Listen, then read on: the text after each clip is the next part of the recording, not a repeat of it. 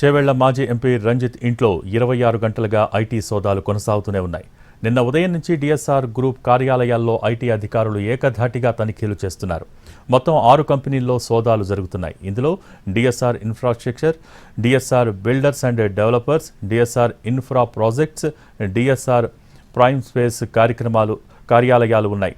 వీటితో పాటు AP liquor స్కామ్తో link ఉన్న 2 కంపెనీలు శ్రీ శ్రీనివాస్ కన్స్ట్రక్షన్స్, శ్రీనివాస ఇన్ఫ్రా కార్యాలయాల్లోనూ ఐటీ అధికారులు తనిఖీలు చేస్తున్నారు.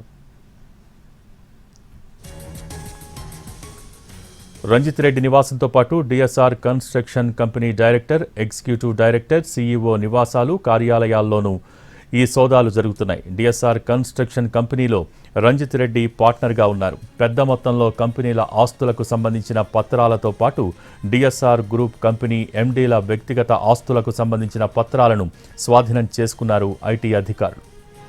పెద్ద మొత్తంలో నగదును స్వాధీనం చేసుకున్నారు. డిఎస్ఆర్ కంపెనీలకు సంబంధించిన ఎండీల బ్యాంక్ లాకర్స్ గుర్తించారు. రంజిత్ రెడ్డితో పాటు కుటుంబ సభ్యులకు సంబంధించిన బ్యాంక్ లాకర్స్లను గుర్తించారు. బ్యాంక్ లాకర్స్ను ఇవాళ తెరవనున్నారు ఐటీ అధికారులు.